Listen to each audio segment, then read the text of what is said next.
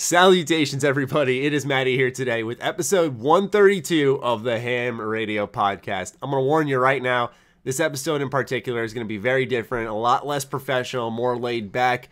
The reason for that is because Lone and Karak straight bailed on me. Lone let us know last night that he's probably not going to be able to make it. And then Karak, he just straight was like, all right, and guess what, Matty? My thing's starting 4 hours earlier, so I'm leaving for the cabin now. Best of luck is what he said. And straight up, like, explosions in the background, flipping the bird at me, left me to fend for myself. So I texted my neighbor. Would you kindly introduce yourself? What's up, everyone? I'm Tyler. You know, for any loyal fans out there, you may or may not remember me getting my ass kicked in Injustice a few years ago. Oh my, few years. That was deep in the history of MrMattyPlays, bro. That was a while ago. So you were a youngin' then. Now you're a big boy here, joining the channel for a real professional chat. Yep. This is gonna be great. We've dreamed of this day for a while, ladies and gentlemen. This is essentially like my little brother. I've known him since he was a baby growing up, and you know, I've just raised him myself to be a fine young lad, strapping and everything. And here he is on my show. And here we are. I'm gonna use all the tips that Matt's given me, all the life tips, all the all the advice. You know, I've soaked it up like a sponge. So today's like the real test. I'm really just gonna focus up and try to entertain the listeners. Bring it to you guys out there. So we're going to be talking a lot of casual game news here. We're going to start off with EA purchasing Respawn as Tyler reaches for his phone and brings up his source of information. You know, it's got to get the article. Got to really make sure I sound knowledgeable. Yeah. I'm just kidding, because Tyler does play a lot. He does know what he's talking about, or else he wouldn't fucking be here, let's be honest. But yeah, so EA has purchased Respawn Entertainment being responsible for the development of the Titanfall series. There's been a bit of a conspiracy theory circling around the internet. We got Respawn, who made Titanfall 2. Now, EA did publish this title, meaning they, paid for the funds, most of the funding, the marketing, and all that shit. But they didn't market Titanfall 2 at all.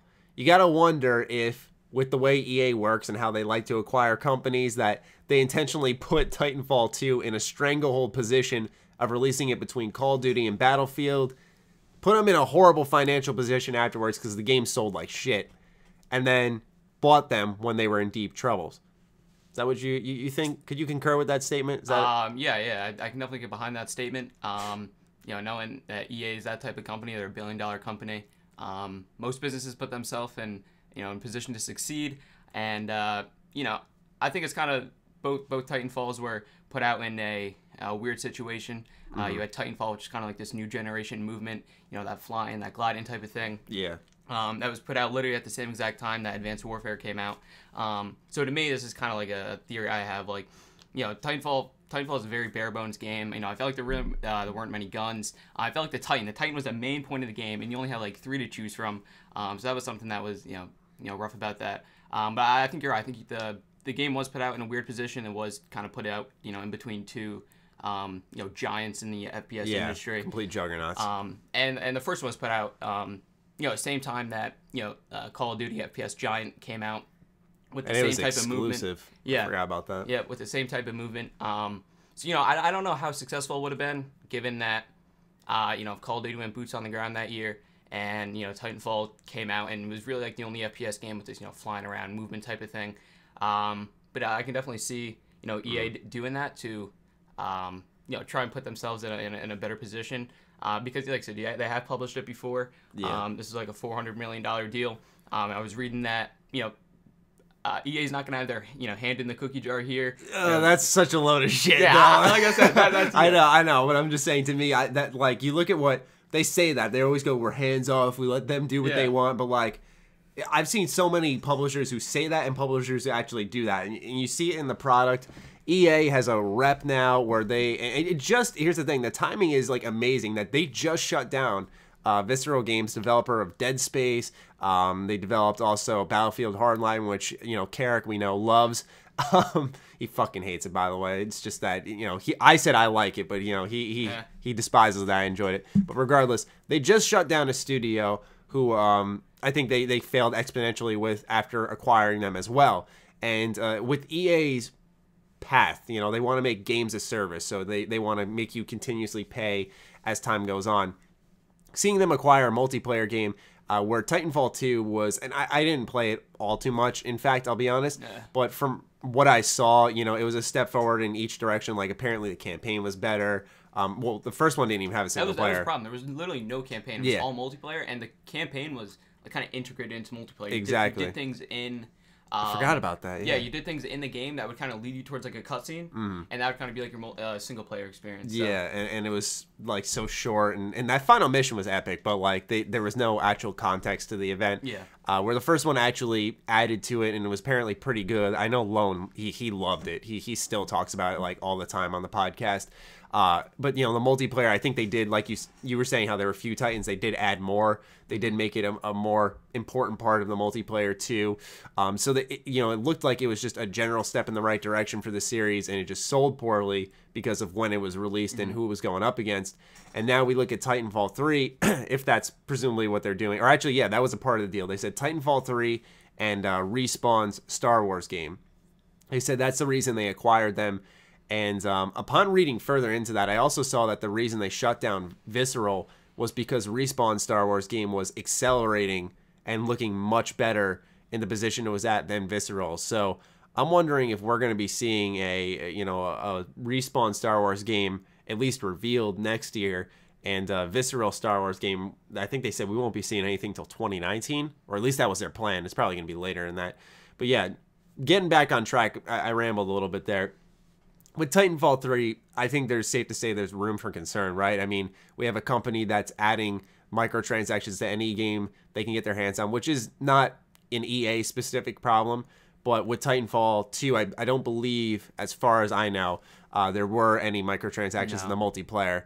And now with 3, it's basically a guarantee, right? Yeah. And so that I don't think that speaks good for the future of the series, and that would get more fans on board. Yeah, like I said, that's the direction that games are starting to go nowadays. I was doing a little pre-podcast research, and I texted you about Battlefront 2 microtransactions, and you said you guys had talked about that. So I think you're gonna start seeing microtransactions is built into every multiplayer game. I don't think multiplayer connoisseurs like myself, I prefer a multiplayer game over a single player game. I still thoroughly enjoy single player games. I've played a lot of them, but I think that people like me who prefer multiplayer games are going to be kind of stuck into this world of micro DLC, which, like I said, a lot of people are doing the in-game currency slash like 5 different types of currency, like COD World War II. Yeah, exactly. where you can do a bunch of that stuff. But I think you are guaranteed to see some microtransactions in Titanfall, which couldn't be a bad thing. Like I said, if they do add a supply drop type of thing, and say they do cosmetics only. For me, I love cosmetics. As long as it doesn't alter the game, as long as it doesn't do anything crazy, as long as it's just a cosmetic thing, a color, a uniform change, a different Titan skin, something like that. That's something I can get behind. Obviously people will pay for it. People don't like that just because they don't like that it takes away from the original game. They say you could have just put that in the beginning when you first developed it. But if they go down the cosmetic only route, they don't start adding crazy stuff. They don't start making the game unplayable unless you pay for this. I don't think it'd be something crazy. But that, like I said, EA, they make a killing off microtransactions like FIFA. My God, guilty. I know so many people who pay for Madden packs, pay for Ultimate Team, FIFA packs on all these Ultimate Teams. So I could definitely see them. I forgot. Oh my yeah, God. I can definitely see them starting to do something like that, where it is a total money grab. Let's hope it's not. So the game can kind of succeed on its own. But if if it does turn like that, to me, it wouldn't be a surprise. I don't know how you would think about that. Well, here's the thing: is that we were talking about balance, cosmetics, and I'd say like, okay, yeah, we see the trend being like, all right, they're adding microtransactions, that sucks. But we also have seen that most of them are cosmetic. But EA, in their latest attempt for microtransactions was Battlefront 2, which you brought up, and the first issue initially was that they were putting these things called star cards. You're a big fan of the star cards in Battlefront 1, aren't you? So, and so they take those cards and put them in these crates, and you'd be able to just pay a bunch of money, and you'd unlock these epic star cards. You can grind them up into parts, upgrade the star cards even further, essentially beefing yourself up before even playing the game for the most part. And that's what worries me most, is that although they have mostly remedied this issue with a update where basically EA said you have to play the game to unlock this stuff. It doesn't look too grindy, they took epic star cards and really powerful weapons out of the crates and made it almost useless to have it in the game. That's where I get a little flustered because, you see them attempt to break the game with it. Of course, the garage door is going to open. We're going to keep going here.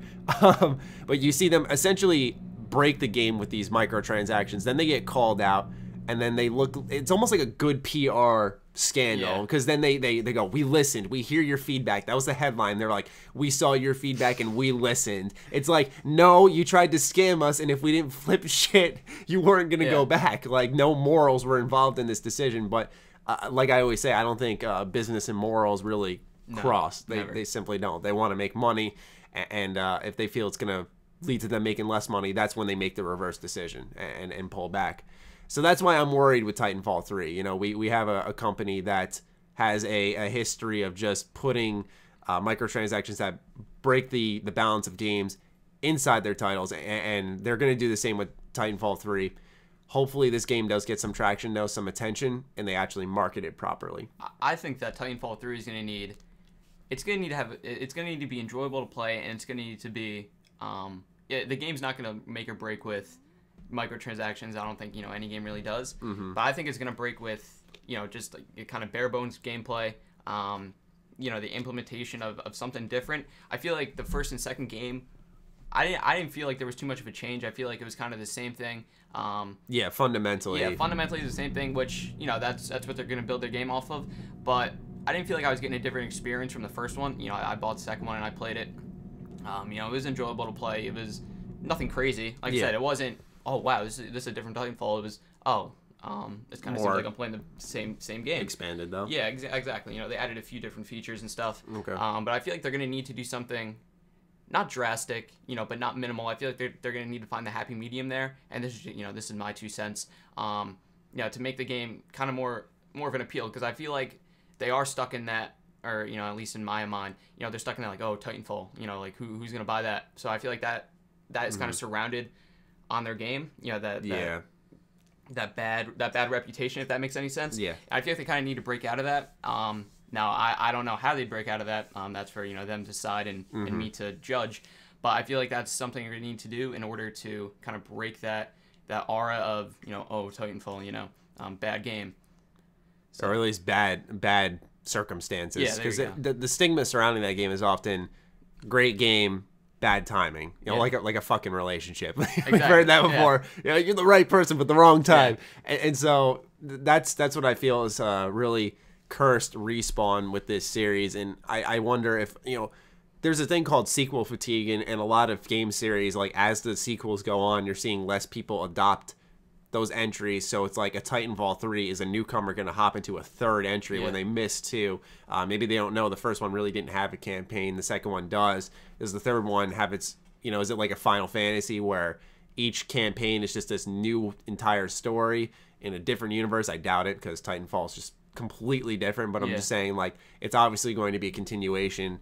So there goes a good portion of new players possibly coming in. And even if they're trying to, like, rebrand their game, I could see them, I don't know if, it's an official game right now, so I don't know if it's going to be Titanfall 3.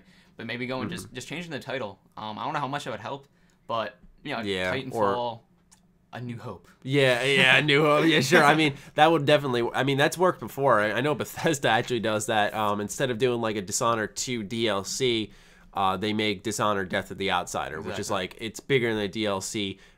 Around the side, smaller in the game, more along the lines of an expansion, sell it separately, and it garners way more attention. So I'm thinking that's going to be a trend moving forward. But we'll shift over to a different news topic this time around. It's going to be Sledgehammer Games, and how originally their vision for the next Call of Duty, which a lot of people are playing right now and enjoying, is Call of Duty World War II. They wanted to make Call of Duty Advanced Warfare 2, but Activision actually made a really good call, I'd say, and told them no. They said, we want you to go boots on the ground. That's where the market's trending. And they read it pretty well, because Battlefield 1 really just stole the show in 2016 and hyped everyone up to go back to World War I. And then Call of Duty followed suit. What's interesting, though, is that a lot of people were, and I said even back then, when Call of Duty World War II was announced, they were saying, oh, they're just copying Battlefield. And I was like, no, they're obviously not. These decisions are made years in advance, and this is a testament to that. But you are you actually enjoyed Advanced Warfare I did. a lot. That's a little bit of an unpopular opinion. Yeah, it definitely is. I'm going to tell you that right now, so be careful. I'm kidding. This is an opinion-free show, but, you know, what do you think about someone who enjoyed Advanced Warfare 1, that you could have gotten a sequel to a game you found pretty enjoyable compared to what you've been playing with Call of Duty World War II? So this is going to be a really unpopular opinion here, but I thoroughly enjoyed Advanced Warfare. I thought it was a really good game. It was something different. I played a lot of Ghosts. I played the game, more than most people did. And while you're playing it, I kind of look back at that game and now I'm like, oh, that game was kind of fun to play. But in the moment you're kind of furious, and Advanced Warfare was kind of a nice change. Oh, it's gonna be something different. Something new. I was starting to kind of play competitive COD at that time. So it's the first game I really played. So to me, there's kind of a nostalgia aspect to that, where like, it was the first game I really grinded. I grinded Ghost, but it was the first game I really put hours into, and that was enjoyable to play. I think the game played well. I think it was kind of balanced. You had guns like the ASM-1, which were monsters. They killed fast, and that really doesn't sound balanced. No, but I know what you're saying. Because it was enjoyable to play. It was nice to use. There wasn't anything crazy. I liked using the BAL. I liked using the ASM-1. I think the game played well. It was colorful. I think color palette, I've heard you say this is a big aspect in the game, so that's something I enjoyed. And playing a sequel to that game would have been nice, because obviously it was one of my favorite COD games. But I think they made the good executive decision here to go back to where the fan base wanted. You were starting to see a lot of people on Twitter, a lot of people, just in the Twitterverse saying, I'm done with this series. I don't want to play this. It's just flying game after flying game after flying game. Even I kind of got fed up with it, and I think they made the right decision here. They started to see that, listen, we're gonna lose players, we're gonna lose money, and like you said, we talked about that. That's what a business wants. They want to make money. So I think that by going back to what their players wanted, you see this game has a really big player base. They didn't expect this many people to start playing day one, and that's why you had really bad server issues. So yeah, even to this day. That's last night. And they said that it was due to this, didn't expect this amount of players to come on, simply because I don't know what their mathematics were behind that, or what they were thinking. But I think they definitely they played to the public here. They did what was right. And they're making money because of it. The game sold, I don't know the exact number off my head, but it was... I think I saw 500 million. Yeah, there we go. I knew it was a few hundred million. I didn't want to say, something, crazy low or crazy high. I don't know if you would have got that with Advanced Warfare 2. I don't know if you would have had a $500 million debut.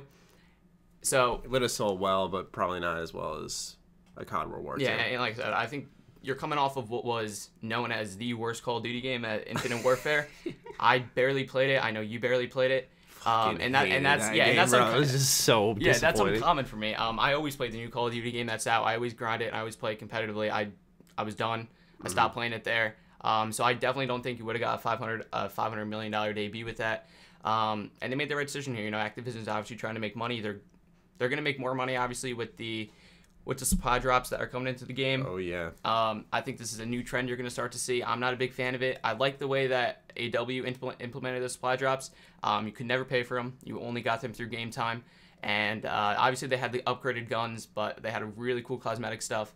I'm a fan of, wacko, kind of weird. They had, you could be a clown, you could be a gingerbread man. Wait, really? Yeah, there was a gingerbread man costume they added.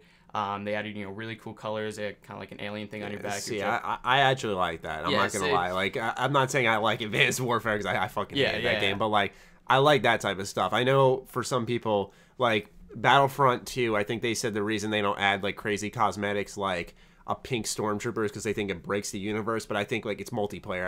I don't give a fuck. Like, I love Star Wars, but if I want, like, that authentic, not authentic, but if I want that real gripping experience, like I'm looking for that in a single player, and I can still feel authentic despite running around as a pink stormtrooper. Exactly. I think, because it's kind of cool customization. Yeah, I always like cool customization, no matter what you're gonna add. If it's something crazy, I think crazier the better. That's just me. That might just be how I look at it. Because you're right, it is a multiplayer game in the end, and I think there's a lot more people who kind of think have that same mentality as me.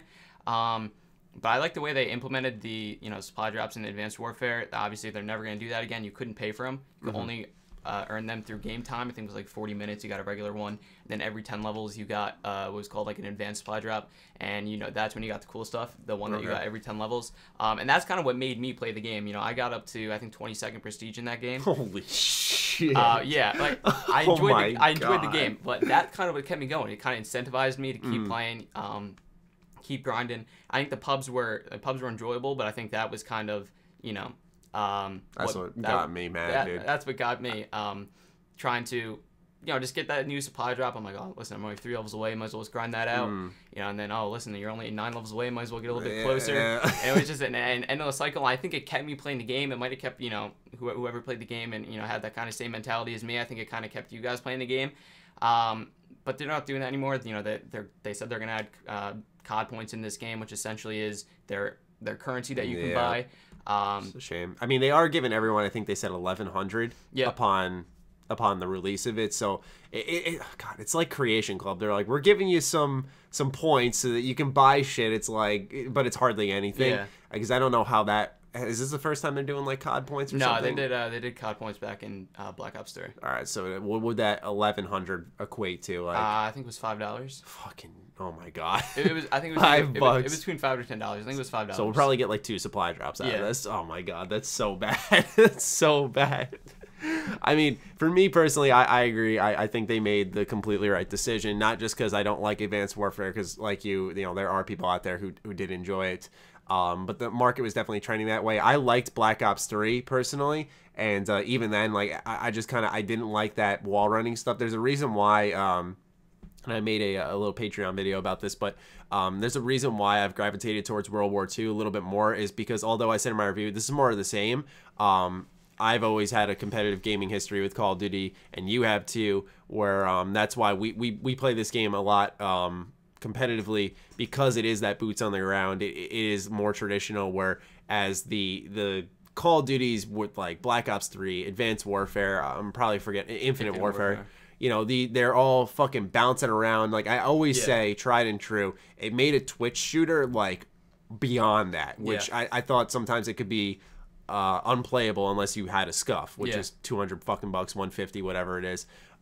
It's insanely high priced, and you know, everyone had to jump shot. So I found it removing a lot of the fun, but also the, I guess you could say, skill to an extent.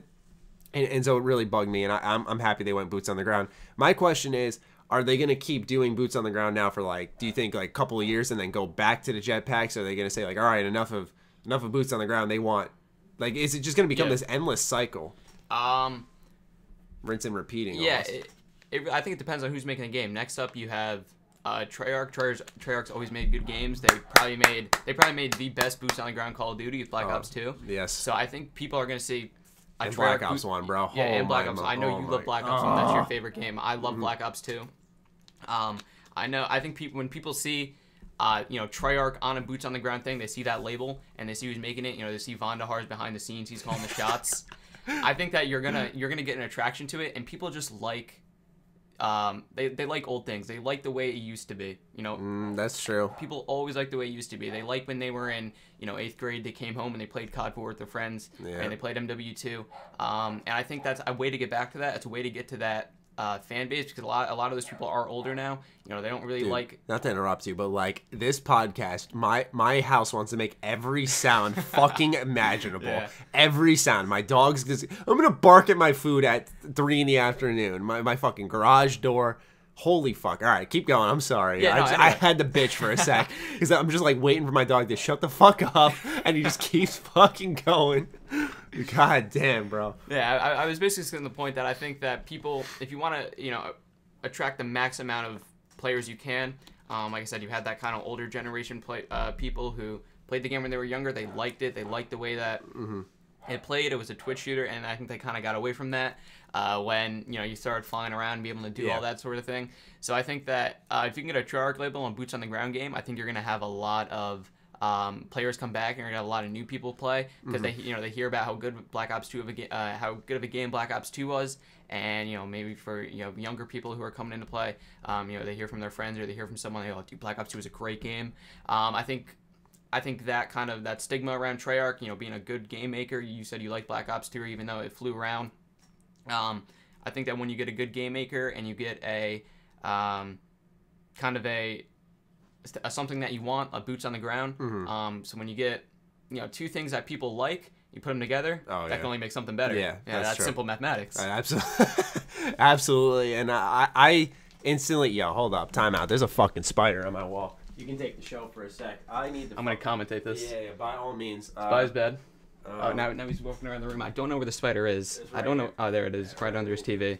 I'm going to use this R2-D2 manual. He's got the R2-D2 manual from that big controller thing. Smack. And the spider's dead. Yeah, dead as a fucking door now. There you go. Imagine I put a hole in my wall. Just right through. I see your steps. Yeah. Oh, thank God. I didn't leave a smudge on my white wall or anything. Beautiful. Yeah, that was clean kill. I think the Mets should hire me. I think I'm better than Gary Cohen right there. Back. It's out of here. All right. So, what was I saying? Oh, yeah. Treyarch, whenever they're making a Call of Duty, they got my attention right away. And it's simply because they make good games. People like people who make good games. They're like the one, like with Sledgehammer, they're like, it's been a dream to make Call of Duty. Like, we love this. This is our best achievement. Same thing, Infinity Ward needs to go. They suck. They suck, in my opinion. I'm just going to be brutally honest. Infinite Warfare, I'm not even just saying that because I know everyone like that, they dislike bombed Infinite Warfare because it looked like Advanced Warfare again. But like Ghosts, I know you liked it. Couldn't stand that game. Modern Warfare 3, Jesus Christ, fucking couldn't stand that one either. Like, I loved MW2, I loved COD 4. After that, bro, game over. Yeah. And honestly, MW2, it took me a while to like it because pub-wise, that game was awful with like the one-man army, danger close, noob tubes, the kill streaks. That game was busted public-wise, and it still is, but competitively, it was fun. I was still in diapers back then. Yeah. Jesus, bro. But with Treyarch, they are the only company. I'm not just saying this because I like their games, but I always find myself being interested because they seem like the only one in that trio. And I could make a testament to Sledgehammer now with COD World War II just because I have been enjoying the competitive side of things. But Treyarch, I feel like they're the only company that really, like, when they say we like making Call of Duty, we like working with this franchise, they actually do. Yeah. Because they've had easily, if anything, the best campaigns. Yeah. I think, hands down. Black Ops 2 campaign, hands down, my favorite. Absolutely. I completely agree with that. There was like choice, there was loadouts. That's a COD campaign I'd actually replay. It was really good. What else did they have? I just remember like watching trailers, throughout high school and stuff where, they added face paint, they added theater mode. Yeah. What else did they kind of break? League play. They kind of break the ground on features that are dolphin diving. That's still in Call of Duty now, and I know it's a little thing and it's kind of a joke now, but like it's just something new, a little thing that you've never seen before. Exactly. Your game kind of bugged out before when you were sprinting, you went right into pro, and the game kind of bugged out on you and pro blocked you, and they kind of made that fluid. Like I said, it's such a little thing, but it's little innovations like that just keep making it's a multiplayer game better that kind of has the possibility to stale out if you don't do new innovations like that. It's just what I've noticed consistently, personally, is they add the things that make it feel fresh. Like I really enjoyed one thing about Black Ops 1, and that was its currency kind of mercenary system where like everything you did gave you money, and then you'd buy your camos, you'd buy your guns, you'd buy your equipment. I really like that, and you'd earn money through challenges. I think they had to balance it out and add like cost amounts for the higher level stuff, but regardless, like that was fresh, that was different. For everything else now, it's just level up, unlock this and that. And in this game, COD World War II, I think it's more of like you can level up your character, obviously. You can level up your gun, prestige your gun, get different things on your gun through that prestige system. And then, and how to unlock stuff. It's kind of like that mercenary thing in Black Ops 2 where you can buy the camos, but it's kind of through, like, collections. I don't know if any of you played MWR, where there was kind of tiers of stuff. Like, you had... They changed that? They did. So what they did is... Say you had an AK-74U, I don't know the name of it. It was kind of cool. It kind of looked like the gun was broken down. You saw like the springs and stuff inside of the gun. Say you wanted that, that would be locked. You'd have to buy everything under it. So the top, you had to buy a uniform, and that would kind of be like 8,900 credits. Okay. And the thing under it would be like 2,000, 1,000. Okay, so it's 100. The collections from. Yeah, so it's exactly what they have now. And which I kind of like that system. But something I miss, and this is not going to be really popular, but I miss just letting me buy camo. just letting me pay $2 and get that camo I want. Oh no! I hate how they're implementing it into supply drops. We don't want this. No, see, this is me. If I'm making the game, I'm saying, yo, listen, we're letting people just buy the camo they want. Well, business-wise, that makes sense. It does. It does. We keep talking about it. They want to make money. It's a good way to make money because in Advanced Warfare, I bought probably anywhere from Watch your words here. Like 79 camo, so I probably paid like $20 in micro DLCs. But it's because they had cool stuff. I'm like, oh, listen, I can buy it. I don't have to grind out for it. Yeah. It's nice and easy. And that's something I miss. I know they want you to play the game. I was kind of talking about incentivizing you to play earlier, so this is kind of their way of incentivizing you. It's not the best incentivization for me. Well, because like for you, it's different because you and I, we like competitive. Yeah. We don't dabble in pubs for as long. We'll play pubs for like 2 weeks, and we'll do it when we're like waiting for a match. But like we're usually in competitive, so we're not getting those challenges to unlock all that. And it would be silly if you could unlock them through private matches. So I understand. I understand the appeal, and I don't know why they wouldn't do that. It's just like. Here's the thing, though, is like people will hear that and go like, "Oh God, he just said he bought camos in an AW." Really, just a hot take. Yeah, but like the other thing is that like I'd say we're all guilty of indulging ourselves. Yeah, indulging in a microtransaction because you're enjoying a game so much. You're like, I want to give them my money. I did that a lot with Overwatch. Every time they and this is worse actually, and I stopped doing it, but. I love that game, and I still love that game so much, but, like, every time there was a new patch that brought in a new event, $20. Yeah. $20 dropped every fucking event, and I get as many of the crates as I could. And they'd zing me every time. Yeah. And it's like, I think, I definitely wasn't the only one, but, like, there's so many people, that's how they make their money. But, my biggest and worst, I'd say, indulgence was FIFA Ultimate Team in my sophomore year, I think, of high school. Holy shit, dude. I dropped all my money on Ultimate Team packs. Oh my god, it was disgusting. And what's funny is I fucking hate soccer. Like, I can't stand it. It's fun to watch like the national sport. I guess I love watching the U.S. in the World Cup. Absolutely, pretty much only time. I was gonna say only time. And they're not even in it this year, so the World Cup is not watching. I don't really care. Yeah, so it's like whatever. But like that's why I don't know why I did that so much. It's ridiculous. No, you hear stories like. I obviously go to school and you hear people be like, they dropped like $100 on their mom's credit card. Oh, and then, that hurts. And then they say it was an update, and they're literally just scamming their parents. Luckily, I never was, That's nefarious. Holy shit. Yeah, I'm sure you have stories like that. People would just drop like $200 on Ultimate Team, say it was an update. No, I've actually never heard that before. That's amazing. That was always the go-to for me. And I was like, wow, like. That's just a bad thing to do, I hope you get caught.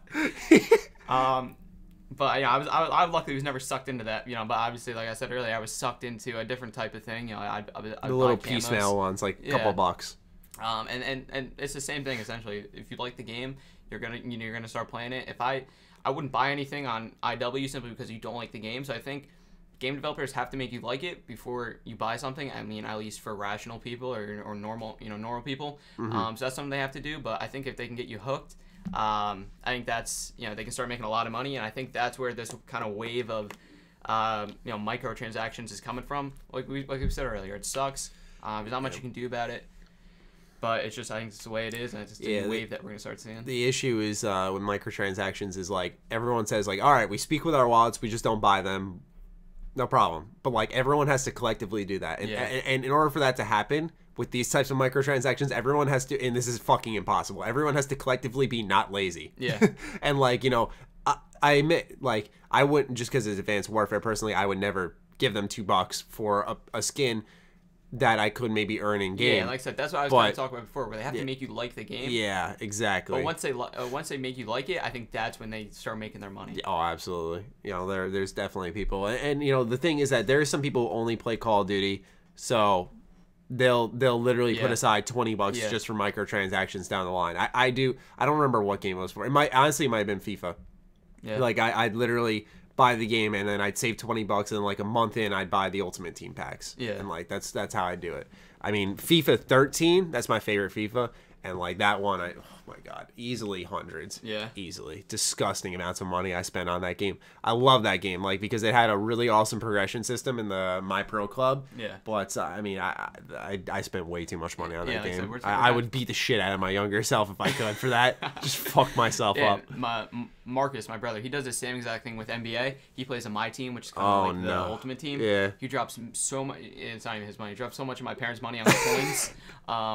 Yeah, so I'm like, dude, like, and it's different because I do the same exact thing, but I'm not in the position where I'm like, dude, why would you spend money on NBA? Like, well, because NBA, you drop way more, I think, than because you don't buy the I don't know how it works with FIFA, but you buy the set amount of coins, and from there you buy packs essentially. So it's the same concept. But you can get so much more. You can get the older players. I remember. Can't you buy like stats too for your My Player that you use in Blacktop mode and stuff? You could buy and I don't play NBA. It's gonna show. I forgot what it's called. You essentially buy like abilities where you gotta become like a better dunker. You gotta become like a better alley-ooper. Yeah. That's for the My Player thing. Yeah, that's kind of like the thing with NBA. People are always like, you never have to play the game. You just have to spend the money. You spend like $20, you can get 99. That's the biggest issue with this latest issue is that this latest edition of the series is that like people are saying you can even buy like a hairstyle. Yeah. It's fucking ridiculous, and then a lot of it's just pointless. But let's shift over from microtransactions and Call of Duty stuff to Battlefront 2. It's dropping soon, so we'll just talk a little bit about what we're hoping to see in this game. What are you big on, and are you big on anything in Battlefront 2 for starters? I played the beta. I played it with you, obviously. Yes, you did. I think the game was beautiful. It looked like a movie. Yes. It really did. It was like, I was like, wow. I was kind of like taken back by that. Mm-hmm. Something about the gameplay just didn't hit with me. Okay. You're not the only one with that, by the way. I when you said that, I thought you were ridiculous for a sec, but then I went online. I remember that. And a lot of people were like, I don't know what it is, but the gameplay, something's off. Something just didn't hit with me. Battlefront 1, when that $5 thing came out on PSN, we played that. And I played Battlefront before that. I love Battlefront 1. I think it was an awesome game. I think if it kind of had like a player base when that little sale dropped, I think we could have played it a lot more than we did. Yeah, it was such a dead game at that point. It was so dead because I don't think a lot of people were jumping on that $5 simply because one, they either didn't know, or like two. Yeah, but like, dude, that was such a deal. That was free really good season deal. Pass, ladies and gentlemen, for Battlefront 1 and $5 for the game. Straight up. Yeah, and that was an awesome deal. So I think if it kind of had more of a player base, I would have kept playing it. I really like playing Battlefront 1. Battlefront 2, graphics were awesome. Gameplay just didn't connect with me. It just didn't feel like I was really like immersed in it. It was kind of different. I liked how in Battlefront 1 you kind of picked your gun and then you kind of went from there. In Battlefront 2, I really didn't play much of it because I didn't like playing it. So correct me if I'm wrong. You picked a class. You picked a class. There you go. You could select your gun though. You could change your gun from within that class though. Yeah. So like it wouldn't be. Your voice good, bro? Yeah, I'm good. I'm good. You're good. You need a quick gallon of water. Yeah. For me, I sit on the side where I'm just ridiculously excited for the game because... Actually, ridiculously excited is probably more of an exaggeration. I don't think I've actually been ridiculously excited for a game since Fallout 4. I'd say the next game I'm actually legitimately ridiculously excited for, by exact definition, would be Spider-Man PS4. But the reason I'm excited and most looking forward to Battlefront 2 is just because I love Star Wars. So there's definitely some bias put in there. I liked the beta a lot. I thought they made the right changes going forward. I'm glad that although I hated they had to be told it was fucking awful, but they made the changes to the loot boxes. So I think they made the right improvements.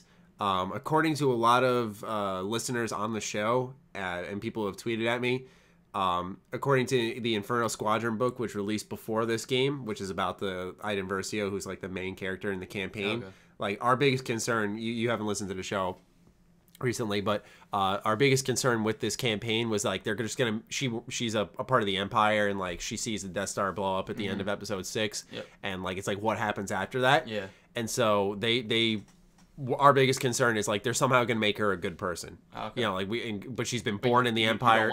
We want her to stay like an actual Empire story. And so because I thought it was gonna be kind of like, have you seen episode 7 of Star Wars? I might die after saying this, so I've never seen a Star Wars movie. Oh my. Yeah, you just fucking yesed my ass to death too. You're like, yeah, the Death Star blowing up. Yeah. Oh, I know the basics of it. Obviously, you know. Okay, at least that. I was gonna say, bro. No, I know the basics of Star Wars. you know, but I've never seen a movie. You know? Okay. That's my dark secret. Yeah, don't tell that on a date. But, yeah, so in episode 7 though, there's this character Finn, and you know he's a stormtrooper, but then he ends up becoming a rebel, basically. Okay. Long story short. And like we're so afraid that it's gonna be that same kind of thing where she's gonna be like, the Empire's really bad now. I don't like this. I'm having a change of heart, and it's gonna be really cliched. But that's my biggest concern. I've vocalized that on the show before. But I'm just looking forward to this complete experience because, you know, the arcade mode, which you were able to test in the beta, you know, it had fun little challenges in there. And the multiplayer seems fun. I really enjoyed my time with it. I like the classes. Nostalgia mostly because in the original Battlefront, they had classes, except these ones offer, you know, a little more customization where you can change your guns and stuff. And I really am looking forward to trying out the single player, even though it's going to be a lot like what I did with Call of Duty, where I literally sat down, didn't plan on beating it that afternoon, and ended up playing straight into the evening and plowing right through it because it was so short. I think because DICE campaigns are ridiculously tiny, like they're so cinematic, but dude, they're the fucking shortest things ever. And so I think that's what I'm looking most forward to, is seeing like this is supposed to be the Battlefront 1 that we were going to get because Battlefront 1 was so content barren. Yeah. But this one's got like the campaign, the story, the arcade. It's got split screen. It's got like everything going for it. That it's really hard for them to fuck this up. Now, correct me if I'm wrong. They're not the original Battlefront. What was that mode where you kind of went world to world? Galactic Conquest. Yeah, and they're not adding that, right? Dude, if they thoughts on that? Yeah, I went to my cousin's house and we hooked up the old original Xbox when we were playing the Battlefront, and that was just so fun to play. Yeah. Because it was kind of like, it's been a while since I played it, but it kind of felt like multiplayer where like, where you were killing a bunch of things. That's the thing is like, in the old Battlefronts, the instant action, the Galactic Conquest, like all the gameplay was really the same across the board. Yeah. I think the reason Galactic Conquest stuck out so much is because it felt like you were actually setting a goal and accomplishing it, where like you start off on one end of the galaxy, they start off on the other, and you move planet to planet and fight for control, and you, by winning, earn credits, and then you spend those on upgrades like a garrison, hero upgrade, stuff like that. So I think a lot of fans really gravitated towards that strategic element. And sadly, that's not right now in Battlefront. Is there a reason why? Because I remember that I saw something on that, and it was kind of like a rage Twitter rant. Mm-hmm. And I just don't understand why they wouldn't be as money wise, as development wise. The best guess I saw and I thought of myself was, I think it's feature delay, which is what happens is sometimes a company, you know, they blow their load essentially. They put everything in the game up front. It sells well for the first month, and then it drops off to $40, and people kind of gradually pick it up over time. What they do with feature delay is you put most of the stuff in the game, then you feature delay a big update like Galactic Conquest. Yeah. Month down the line, free update, Galactic Conquest is in the game. You keep it at that $60 price point.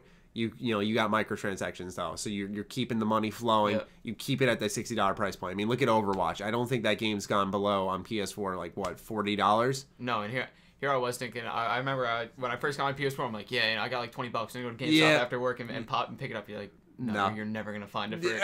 I was like, nope, because that game, dude, with the microtransactions, with the constant updates they do, which I don't think with Overwatch there was future delay, but they had weekly or monthly updates planned. They were able to keep that price for over a year up around the $50 price range at minimum, which is huge. Yeah. You know, we see in a year for most games, they go down at least 25 at GameStop, and then people pick them up for a cheap price. So, and when you keep it up there, developers don't, I believe, I have to double check this at some point, but I'm pretty sure with used games at GameStop, developers and publishers don't get money from that when the sale happens. So when you keep that price point up there, there's no point in going to GameStop and buying it used for like $5. Who gives a fuck, right? You buy it new, or you buy it at a Walmart, a Best Buy, and then they're still getting that money. So it plays a huge factor when you can keep that price up there for as long as possible.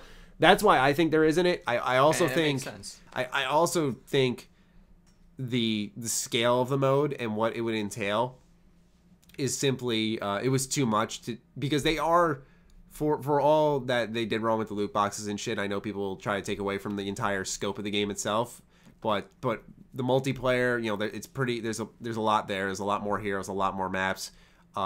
With the with the single player. You know, you got the campaign there now. You got modes for offline single player, like I said, that arcade mode. Like, there is a lot there where I think, like, if we were to add a Galactic Conquest too in the mix of that development, they just didn't have enough time after Battlefront 1. Yeah. So I'm happy with the packages that they have now. If they did a content update and added Galactic Conquest, I really, truly think that's possible. But the thing that I'm thinking of now is, like, if they don't do it in DLC or whatever, they absolutely, in Battlefront 3, they have to have it. Yeah. Have to have Galactic Conquest, or else it's just more maps, more modes. Then they'll just people will do what they did with Destiny 2 and, like, oh, it's Battlefront 2.5. You know, they'll just say it's Destiny 1.5. So anyway, yeah, I'm looking forward to that game now. And speaking of GameStop, this will be our last news topic. And I'm really curious to get your thoughts on this. GameStop is launching a used game rental service. So for, I think it's $60. Let me bring it up. But for basically $60, you can go ahead and rent whatever used games you want. I think up to 6. But what are your thoughts on a GameStop rental service? I think this is kind of like the same thing you're seeing with the Xbox Game Pass, where you pay, I don't know the price on it, you pay that subscription fee, and you get X amount of games to choose from, unlimited games. I think those games you get to keep. It's not a rental. The Game Pass, the Xbox Game Pass. Yeah, Xbox Game Pass. So I think that this is starting to be the new thing you're going to start seeing because, you know, with these single-player games, you beat them once, who touches them again? You know, I know some people like to go back and play them, or some people, you know, hold them like near and dear. But for a lot of people, you know, they don't think it's worth paying $60 for that, you know, quick one and done experience. You know, depending on what you're playing, you know, some games you get like 150 hours plus, you know, like a Witcher 3, and some games, and in some games you get like, you know, a 15-hour experience like a Telltale game. So I think a lot of people, I think it's appealing to a lot of people. It's appealing to people like me. You know, like I said, I love playing single player games. I played a lot of them. But you're not as invested. Or probably a rental service where you can cycle out single player games. Try this out. I don't like it. Toss it back. And like I said, you're paying $60 and you're gonna get 6 games. You're gonna find one that hits. So I think at that point it's worth it. And you know, you get a 1 in 6 chance. And you're not picking random games. You're not getting games that have had. It's games that you like. So it's games that you know you're gonna have an interest in. So I think that this is a smart choice. I know that GameStop's starting to take a hit with the new digital thing. Yes. You know, I definitely am a fan of the digital. I do it a lot. Like with Call of Duty, for example, I used to go to midnight releases. I don't really think there's a need to anymore. They're crowded. You know, there's most people just like digital, right? Yeah, it's crowded. You have to wait longer than you should. I bought the game. I pre-ordered it on Xbox. I paid $60. Stayed in my nice warm home. 12:01. Launched it up and I played. I think that, to me, you know, maybe I'm just a dumb millennial, but I think that digital is starting to be. No, that's it's more appealing. It's true. It's true. I just that's the thing. You grew up in an age where I'd say it's a convenience factor. You weren't like how I grew up, which was years beforehand, where you know, the only way I could get my game was you went to Circuit City, Best Buy, whatever, and you bought that game physically. There was no digital downloads for years until the 360 hit, I think, or something along those lines. I'm sure someone will correct me. But now I got the full details right here. This comes from The Verge. So it says GameStop is offering a new service that will let customers rent a used game, play it as much as they want, return it, and check out another title as often as they like. The deal was first spotted in a Leak magazine ad. The new program called Power Pass costs $60 for 6 months, and so basically $10 for each of those months, and allows customers to borrow any used game that GameStop has to offer. Plus, at the end of the 6-month period, you'll get to keep whatever the last title you checked out was. I actually forgot about that part. There you go. Looking closer at the fine print, the only catches are that you need to be a member of GameStop's Power Up Rewards program to sign up, which I think most people already are. I was going to say that I personally don't see an issue with it. You get I think you pay like $15, you get a magazine, and you get discounts on the game. Yeah, you get discount 10%, you get plus 10%, and that you'll be limited to whatever used games are available at your local GameStop. So yeah, if you don't have a GameStop that's popping, you actually might not have a lot of used games to pick from. So there's that. According to GameStop, the new service will be available to purchase the week of November 13th. So this week actually coming up that this podcast is launching, and can be bought as a gift for someone else so long as they are a Power Up Rewards member.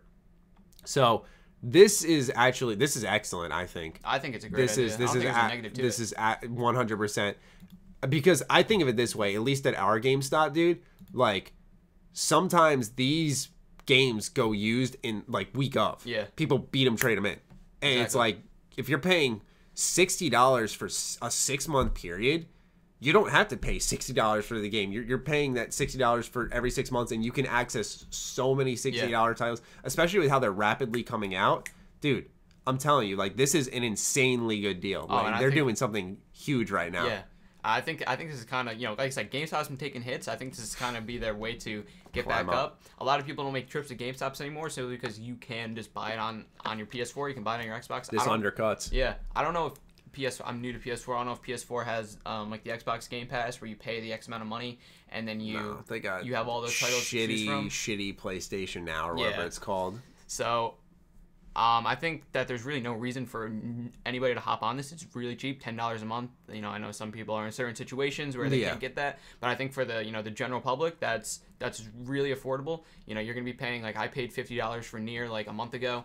Under this new thing, if I waited till now, I could have just paid $10 this month, picked it up, I could have beat it, returned it, and picked up another game that you recommended to me. I mean, here's the truth: is like, I love Nier. I've talked about this game. I've gushed about it a lot. You weren't really big on it. You enjoyed it, but like, yeah, I liked it. I wasn't like, wow, I gotta replay that again, or I personally like Last of Us, more than Nier, and that's something you recommended to me.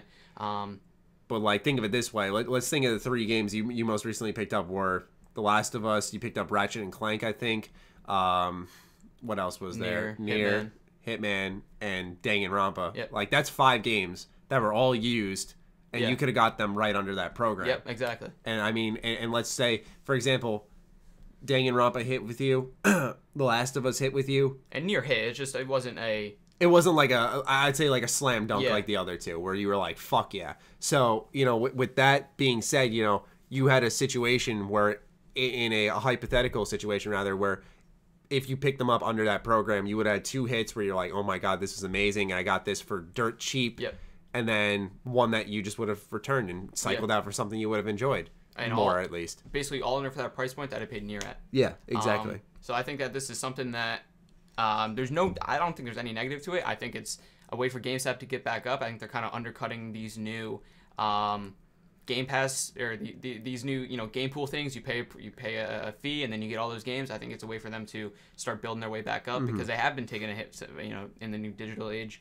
But I think there's no reason for anyone to hop on this. It's affordable. Like I said, I know certain people can't do it, but if you can, I don't think there's any reason not to. Especially, we're talking a total of 120 in a year, and I think most gamers out there buy at least more than 2 games a year. Definitely. Absolutely. So, I mean, let's say we're talking about our fucking casual gamer. Like, we're talking... Your lazy Joe gets home from work and really likes to sit down and relax. Games when he needs to. Doesn't really... he's more focused on the wife and kids. Exactly. So, he's a Call of Duty guy and he's a sports guy. So he's picking up NHL and he's picking up... NBA and the new COD. Yep. He's saving money by buying into this program instantly, just with 3 games. Yeah. So it's like they have this situation here that makes so much sense. Of course, it falls under the used category. So for that new Call of Duty, I guarantee already there's so many used copies at GameStop. Because with any game, you're gonna get people who are like, oh, this is garbage. Yeah. And you're gonna have them who immediately return it in, and then you can just take advantage of that. But there's always used games. I only buy used, and because it's a little bit cheaper. And I've never run into an issue where they haven't had a used game. I know we went in with a few people. We were trying to buy 4 copies, but they didn't have that. But most people with their own single. See, that situation actually that you just mentioned would have been a perfect time for that rental service. Yeah. Where we were all we found used copies of the game, but it was a lot of money. We were looking for a 4-player co-op game because there's so few of them. We were like, let's get maybe Escapist, or maybe Dead Island. Maybe we'll get Tom Clancy's Ghost Recon Wildlands, and we couldn't decide. Let's say we're under the rental program. We got all 4. We got all 3 of those. You could just pick them all up. And that was a big thing because we were like, cost is a big price of it. We don't really, because Tom Clancy was, what was it, like $40? Yeah, it was 40. We were like, we don't really know if we want to buy it. It's a co-op game. It's kind of steep. We don't know if we're gonna stick with it. Under the GameStop program, we would have went in. Would have been like, let's try it out. We don't like it. We literally could have came in the next day. Picked up Escapist. Escapist kind of hit. It seemed like it might have been a quick game to play. We turned it in. We immediately picked up Friday the 13th. That's something we all could have just kept cycling out on. And I think that something like that, if we put that situation, fast forward it into next week, I feel like we'd have a nice co-op game to play. Yeah. You know, I remember there was some argument going like, "Oh, I'm not playing that. I'm not playing this." Connor. Yeah, Connor. So it's only positives. Like we've been talking about this for a few minutes now, but not one negative has come up other than the fact that if your GameStop, isn't really popular and they don't cycle out a lot of games, you might get kind of hit. But GameStop still has a huge selection of stuff. I mean, because I think what our example there brought up was that some people might say, well, this is only beneficial if you're buying or renting, I should say, the new used games. Like they just came out a couple of weeks ago and you're getting on top of them. But like our situation right there showed like we had games like Ghost Recon Wildlands that's been out since like I think March. Yeah. And that was still like the $40 price point. So we were instantly saving there. And if Escapist, which was I think another $20, that's $60. So those two games were covered under the price plan, Friday and then 13th was Friday 40. Yeah, Friday 13th, 40. Boom. So right there, we're saving tons of money with a situation where games were pretty old. But I think what this allows and what we might see, this could be the only negative, is GameStop might keep those used prices a little bit higher to say, well, the employee will literally go, well, you might not be able to afford this, but if you buy this plan, you can rent these out. Yeah. So there's that. The other con is I just lost my fucking train of thought. All right, well, fuck it. It wasn't that important anyway, I guess. But yeah, I love this program, and I really think people should definitely take a look into it if you're definitely strapped for cash, but you're always interested in playing games and trying to get in on the new stuff. Then this is definitely one for you. I know I'm definitely gonna be signing up for this. This is and it's not beyond for new useful. games either. It could be for recommended games. Yeah, that too. You tell me games to play all the time, and I could like go into GameStop, pick it up, beat it, and go in pick up my recommendation. So it doesn't have to be with new games, and you always have to be waiting for something. You're always waiting on someone else to return the game. You could look up a list of games, or I know everybody has that backlist of games that they always want to play or they can never beat. It could be used to fix that. So it really is just a way for new and used games to start getting some life. My question or my concern could also be that what if this new system, like so many people renting games, that you're out of used games, right? I mean, you're never going to be out of, but you're going to see a depletion in that. The thing that I was thinking of, but I had a brain fart, was that GameStop. One thing that my friend, me, Ivan, and Connor, we used to fucking break the system in GameStop so you could return used games. So we'd buy. I put $80 in the GameStop. Yep. And then it was just like this 1 week I traded in games, put that $80 on some games, beat them, returned them, got my $80 back, bought new games. We kept doing this for months, like up to a year. We kept doing this until I just felt bad. I was like, the fucking employees hated us there. They like every time they fucking came in, this guy just fucking looked so pissed off. He's like, these assholes again. Like, he gave us attitude at the counter. So it was at the point where I just stopped caring. It was like, all right, whatever. I'm gonna stop personally offending this man by abusing their awful company policy. That's my fault, not his. I wonder if we're gonna start to see GameStop turn into more of a subscription thing, where they will morph into. All right, you essentially just, instead of opting into this program, we're going to turn into where you pay us $100 a year, and maybe a little bit higher than that if you're going to be checking out games in and out. But you pay us X amount of money a year, and you can just take it. Instead of just buying the game individually. And maybe it could be a way for them to start moving that way. I don't know. It could be them testing the waters, or it could just be them simply trying to make some money, because like I said, we've said it a lot of times, they've been kind of taking hits. So it could be either a whole slew of things. That's something that crossed into my mind when I saw this. I was like, oh, maybe they're trying to take steps towards becoming a subscription service. Mm-hmm. And this could be them testing the waters out. So that was an idea that crossed my mind. The other thing, and I need to check the fine print, is I don't know if it's up to 6 games you could rent, or if it's like a total of 6 in this 6 months. So let me check the fine print here, because what are you laughing at? Because Game Battles came up first. Game Battles popped up. All right, so the fine print says allows customers to borrow any used game that GameStop has to offer. Plus, at the end of the 6-month period, you get to keep whatever title you checked out last was. So I don't think there's a cap on it. Yeah, maybe there's not. I mean, if you could just cycle out 6, I mean, couldn't you abuse that pretty easily? But maybe because you're not gonna have people like myself, and I'm sure many others out there who just cycle out those used games and keep getting their money back week in, week out. Maybe that's where they're gonna gain that we're just not seeing here. But oh yeah, it says right here: rent a used game, play it as much as they want, return it, check out another title as often as they'd like.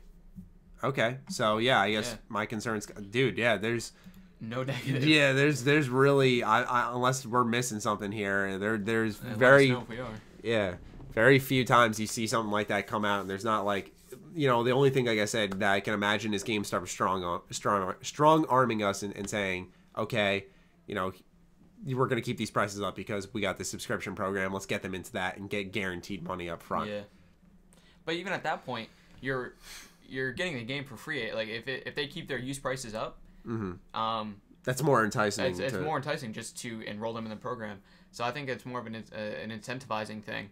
But like I said, you said if they raise the prices on their used games, people who are in the program, they're going to be getting it for a price of none because they already paid that subscription price. So the only reason I can see them doing it is simply just to entice you to sign up for the Power Pass, is what's being called.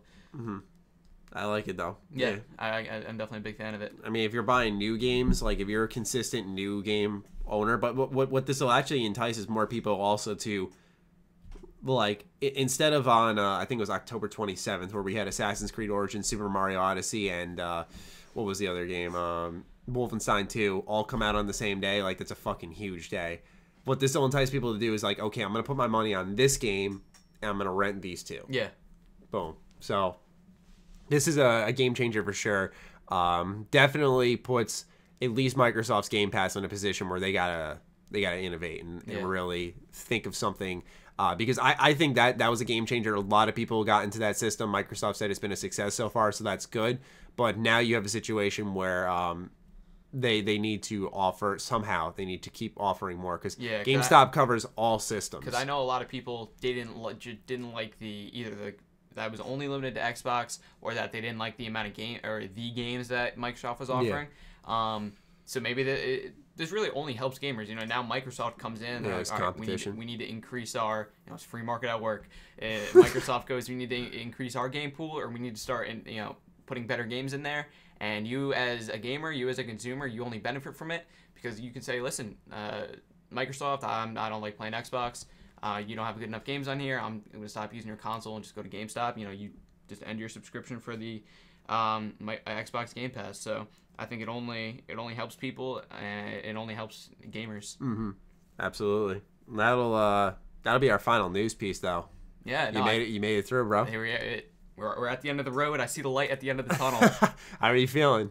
I'm feeling good. I thought it was. You did really well. I'm not saying I expect you to suck because you can conduct yourself like a professional, and I know that you know your shit. But like I was really fucking impressed. I was like holy fuck, this kid came in and killed it. I appreciate it. I was excited to do it. You texted me probably like an hour ago. You're like, you want to do a podcast with me? I'm like, yeah, why not? Let's do it. Yeah, ladies and gentlemen, that's how I set my shit up. I literally was, I literally had to though. That's the thing. I was dropped. I'm going to read you the DMs. Like, this is how quickly it was dropped on me. Let me just open up my Twitter real quick. Because they just surprised me with it. I kind of had to rub my eyes twice. You're like, hey, you want to do podcast? I'm like, oh, what? And I was like, yeah, let's do it. All right, literally, let's see here. Lone, might not be able to do cast tomorrow. All right. I go, all right, might just be Karak and I, because I'm saying, like, I don't have a guest plan this week. Because they said they were going to be there. Then Karak goes, hey, just got the word that the big weekend's starting 4 hours earlier, so they told me, so I can't make it either. Maddie, it's you solo in capital letters. I expect an amazing picture to take my spot. Haha. I was like, what? I just got fucking bailed on? I was so shocked. I'm like, this just happened like, boom. Yeah. Just like that. And then Lone goes, Matthew, I can do it. I'm seeing this now. I can do it soon if we start soon. I know you guys had daylight savings turn off, so it's technically earlier. Oh, whatever. Fuck you, Lone. I did it anyway without you. I'm gonna text him right now. Did it without? How dare he double text me? Look at that. He just double texted me. He went 317. I didn't answer right away. I'm doing my thing, and he sends me Connor question marks. Because Connor always does that when I won't answer in like a half hour. Let's see this. Did it without you, pussy. That's what I said. There you go. Ready to let him know. My boy helped me out. Not you. All right. Lone guilting aside, Tyler, thank you for joining me. I really do appreciate it. It was a pleasure. Yeah, it was a complete blast. I never showed you what picture. You know how I usually have an overlay? Yeah. Normally it's either. I was thinking about that. I didn't. Yeah, it's normally either our faces most episodes or a pixel picture. But I've selected this for our. I love that. There you go. That's gonna be the one that. This is an old. The picture you guys have been looking at for the past hour. Yeah, this is years old. It's just a. We took like deep selfies, and I'm like, yo, wait, we can make an album cover out of this. So there we go. That's what we did. I remember when you first sent me that picture, like I had tears rolling out of my eyes. I remember it vividly. It was so fucking funny. So that's what you guys have been looking at in the background now, a little backstory on that. And Tyler, you're more than open if you want to join anytime. And I appreciate it. We will catch you guys in the next episode, or at least I will. Peace out.